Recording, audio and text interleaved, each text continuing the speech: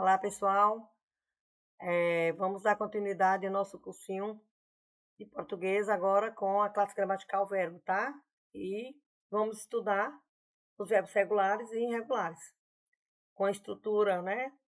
E suas estruturas, que é o radical, a vogal temática e desinências, ok? Aula de número 9. De acordo com o nosso programático, né? O tópico 7, que são as normas de flexão dos verbos regulares e irregulares, ok? Para iniciar a aula, precisamos primeiro saber o que é um verbo, né, gente? Se você tem dificuldade na classe gramatical verbo, dá uma assistida em um vídeo que fale sobre essa classe para melhorar o conhecimento que eu vou passar aqui, ok? Então, vamos lá. Verbo é a palavra que indica ação, movimento, estado ou fenômeno da natureza. Pode sofrer variações de acordo com suas flexões. O verbo possui flexões de modo, tempo, número e pessoa e a voz. O modo ele pode ser indicativo, subjuntivo e imperativo. O tempo presente, pretérito e futuro. Esse pretérito aqui, gente, se divide em três aí, ó. Pretérito perfeito e perfeito e mais que perfeito, ok? Números e pessoas, pode ser singular ou plural. E a voz ativa, passiva e reflexiva. Temos aqui uns exemplos de orações, né? Já que tem verbos. Depois você dá uma paradinha e circula os verbos, tá? Dessas orações. Faz tipo uma atividadezinha para ver se você tá bem, ok? Mas de antemão já vou trazendo aqui mais ou menos uma frasezinha. Vou pegar uma frase aqui aleatória. E, por exemplo, aqui, cheguei na escola muito tarde. Cheguei. Houve uma ação, portanto, é verbo. Faça isso com os demais, tá? Regulares e irregulares. Os verbos regulares e irregulares são as duas flexões de verbos pautadas nas formas de conjugação, às quais pertencem. Ou seja, cada situação dessa traz uma forma de flexão, tá, gente? Uns mantém o radical e já o irregular, existe uma modificaçãozinha aí, tá? Nos radicais. Assim, importante destacar que os verbos são divididos em três tipos de conjugação. A primeira, a segunda e a terceira. A primeira terminada em ar, a segunda em er e a terceira em ir. Sabendo que o or, né, que vem do verbo por, ele faz parte da segunda conjugação. Eu vou explicar mais adiante por quê, tá? Temos aí a estrutura verbal, que o verbo possui uma base comum de significação que é chamada radical.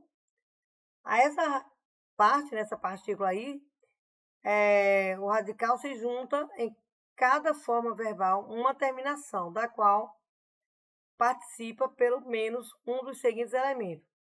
Tem a vogal temática, pode ter aqui a desinência temporal e a desinência de número pessoal, tá?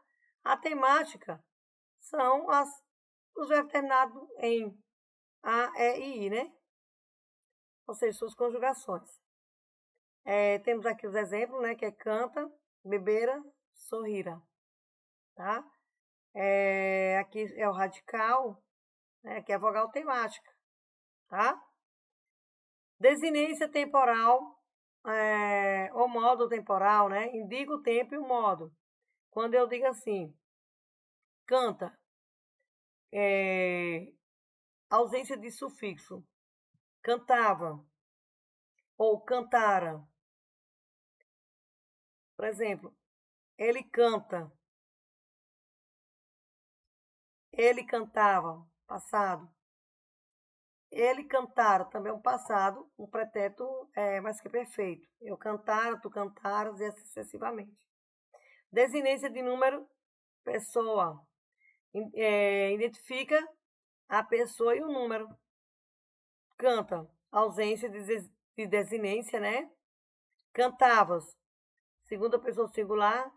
Cantáramos, primeira pessoa do plural, tá? Quem sabe conjugar verbo vai entender bem direitinho isso aqui, tá? Quem não sabe vai ter que dar uma estudadazinha ainda para chegar lá, ok? Todo o mecanismo da formação dos tempos simples repousa na combinação harmônica desses elementos flexivos com um determinado radical verbal.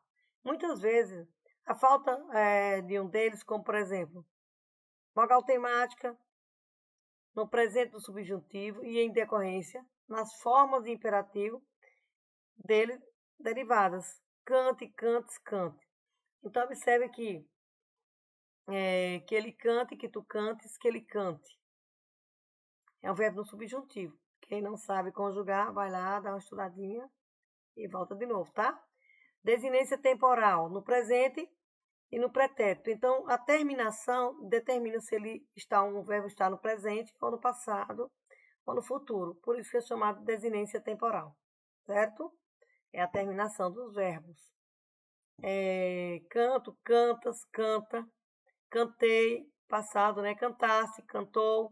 Então, é essa terminação que é a desinência temporal.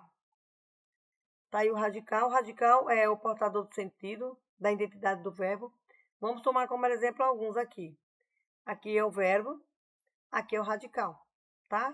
Observe que tira as partículas terminadas em i, er e a, ok? Vogal temática. A vogal temática, por sua vez, é o elemento que permite a ligação entre o radical e as desinências. Em português, que reconhecemos 3 vogais temáticas: ar, er e ir. Tá vendo? Aqui termina a primeira conjugação, já falei. A segunda, também o verbo pôr faz parte da segunda conjugação, devido no passado, poer era a forma que conjugava o verbo pôr, né? E terminada a terceira conjugação. E dá-se ao conjunto formado pelo radical e a vogal temática o nome de tema, tá? Então, tema é o radical mais a vogal temática, chamado tema. Por fim, a desinência ou terminação. Desinência ou terminação, coloca na mente aí, terminação. É o elemento que, acrescentado ao tema, indica as flexões do verbo, que podem ser número, pessoa, modo e tempo. Vamos tomar como, por exemplo, a análise da seguinte forma, nas quais identificamos o radical. Aí aqui está bem explicadinho, gente, ó. Radical, aqui, ó, pegando aqui, ó. Aí vem a vogal temática, o elemento mos, como as duas formas que, associado ao pronome nos, traz uma marca de pessoa e número, que são as desinências. O elemento re, variante de ra em amarremos, que aparece em amarei, amarás, amará, amarão, sendo uma desinência de modo e tempo por oposição ao elemento vá, né? E então, amávamos, amava. Então, a gente observa bem essas terminações e consegue identificar esses elementos a partir das suas terminações, que são as desinências de tempo, ok? Qual é o tempo que o verbo se encontra. Verbos regulares são aqueles que não apresentam alterações no radical e as terminações seguem o modelo de sua conjugação, ou seja, são todos os verbos que, ao serem conjugados, não sofrem alterações no radical, ou seja, não modifica. Por exemplo, aí ele trouxe aqui, falar. O radical é F-A-L. E esse radical vai se repetir em todas as flexões verbais. Tá? Observem aqui. Portanto, por esse motivo que ele é chamado verbos regulares. Tá aqui a conjugação, ó. Tá vendo o radical aqui? Da mesma forma aqui. E aqui também. Tá? Os verbos acima podem ser conjugados em qualquer tempo e pessoa, sem que seu radical se modifique. Cante, aí é a mesma coisa, ó, tá, gente? Só repetindo o que já foi lançado aqui.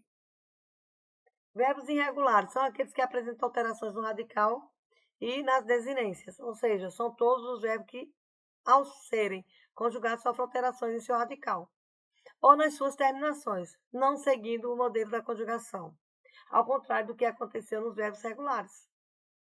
Exemplo, ele colocou aqui dizer.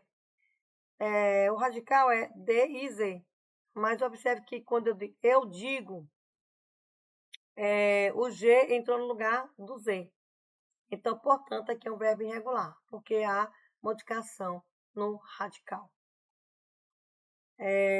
Tá aí a conjugação do verbo irregular. Observe que o verbo dar, eu dou, terminado em aqui em ou. Aqui é as, aqui é dá, aqui é mos. E assim vai modificando, certo? É um verbo totalmente irregular. Os verbos da tabela acima apresentam alterações no radical e ou nas desinências, não seguindo os modelos da conjugação. Aí tá aqui novamente, essa aqui é a repetição daqui, tá? Só mostrando com mais precisão as terminações desses verbos, trazendo a ideia que são verbos realmente irregulares. Tá aqui, com base nas explicações, eu quero que vocês façam essa atividade, tá? E o gabarito tá aqui. E por fim, chega a nossa frase especial, né? Que estudar para um concurso na educação é para preparar-se para transformar a vida, começando pela sua. É isso aí, gente. E eu dou um conselho. Ficar um pouco com dificuldade, volta lá nos verbos, tá? Estuda um pouco mais, que vocês vão chegar bem mais fácil na frente, tá bom? Até a próxima aula.